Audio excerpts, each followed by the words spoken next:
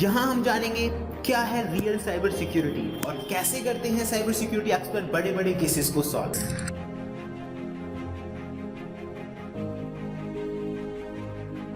और आज हम प्रैक्टिकली जानने वाले हैं कि बफर ओवरफ्लो का जो अटैक है वो किस तरह से काम करता है।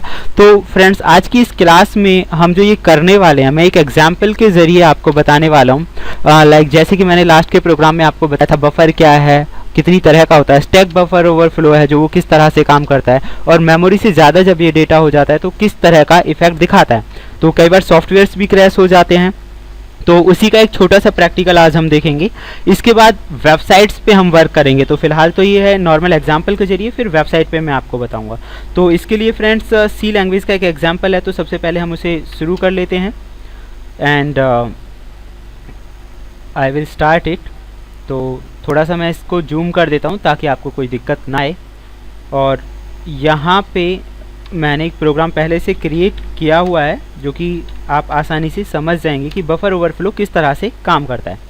तो फ्रेंड्स, यहाँ आप देख सकते हैं कि जो करैक्टर की बफर लिमिट है वो मैंने 4 दी हुई है और सम इनपुट कराया हुआ, यानी कि कोई भी इनपुट कर सकता है। लेकिन अगर हम इस लिमिट तक वर्क करेंगे, यानी कि 4 करैक्टर तक कोई भी चीज़ एंटर कराई जाएगी, तो ये प्रोग्राम जो है वो रिजल्ट देगा। जैसे कि कई केसेस में होता है, user name ID passwords limits होती हैं उनकी, उस लिमिट से ज़्यादा अगर कोई भी उसमें एंटर करने की कोशिश कर रहा है तो उस सिचुएशन में बफर ओवरफ्लो हो जाता है और वो प्रोग्राम क्रैश होने की संभावना होती है और उससे ज़्यादा इन्फॉर्मेशन भी कई बार अटैकर या हैकर्स निकाल लेते हैं। तो फिलहाल हम इस प्रोग्राम के जरिए समझते हैं कि वो काम कैसे करता है, क्योंकि फ्रेंड्स पहले बेस क्लियर होना चाहिए तभी हम आगे उससे बढ़ा सकते हैं। और चलिए शुरू कर लेते हैं। तो मैं इसे रन करता हूँ। जिन्होंने सी लैंग्वेज सीखी हुई वो आसानी से रन कर सकते हैं। अगर रन करने के लिए आपको सिंपल सी लैंग्वेज पे जाना है, कंट्रोल एंड प्रेस करना है जिससे कि ये रन हो जाए। तो सिंपली मैं लिखता हूँ, मैंने यहाँ पे कोई भी वर्ड लिखा, हालांकि उससे थोड़ा ज़्यादा है, मैंने वेलकम लिखा, एंटर कर दिया, तो ये प्रोग्राम सीधा सीधा रन हो रहा है। अब मैं दूसरा कोई भी वर्ड लिख के देखता हूँ। आप यहाँ देख सकते हैं एबनॉर्मल प्रोग्राम टर्मिनेशन दिखा रहा है, यानी कि जो वेलकम है उसकी जो वर्ड लेंथ है वो 4 से ज़्यादा है। अब मैं 3 वर्ड लिख के देखता हूँ, मैंने एंटर करा दिया है, यहाँ पे प्रोग्राम रन कर रहा है। अगेन हम एक बार चेक करते हैं। अब आप यहाँ पे देख सकते हैं सम इनपुट के बाद ये हमें शो कर रहा है वेल, लेकिन अब हमें ये एबनॉर्मल शो नहीं कर रहा है। तो एबनॉर्मल जो इसने शो हमें किया था वो इसलिए किया था क्योंकि उसकी लिमिट से ज़्यादा हम वर्क कर रहे थे। तो एक ये हो गया सिंपल एग्जाम्पल। अब की बार मैं एंटर करता हूँ, इसकी बफर जो लिमिट्स है उससे कई गुना ज़्यादा डेटा एंटर कर लेता हूँ, तो देखते हैं क्या होता है। तो फ्रेंड्स, अब की बार मैं इसमें लिख देता हूँ welcome to technical expert hackers and YouTube channel.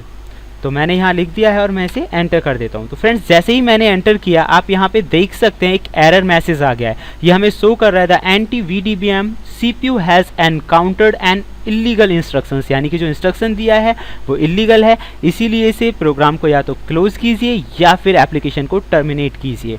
तो उसकी लिमिट से ज़्यादा हमने डाला है, तो दैट मीन्स पूरे सॉफ्टवेयर या जो पूरा प्रोग्राम है उस पर भी इस चीज़ का इफेक्ट पड़ता है। तो ये एक सिंपल एग्जांपल हो गया। उम्मीद करता हूँ ये आपको समझ में आया होगा। देखिए वो प्रोग्राम पूरा का पूरा क्लोज हो चुका है। तो ये होता है बफर ओवरफ्लो। तो होप सो फ्रेंड्स आप लोग समझ गए होंगे, लेकिन आप जैसा सभी जानते हैं हमारी कोशिश ये होती है कि हम कंप्लीटली इन चीज़ों को बताएं। तो ये तो जस्ट एक शुरुआत है। अब हम देखेंगे कि अटैकर किसी वेबसाइट पे इस चीज़ का, जो ये इस तरह के अटैक्स होते हैं उनका इस्तेमाल किस तरह से करता है।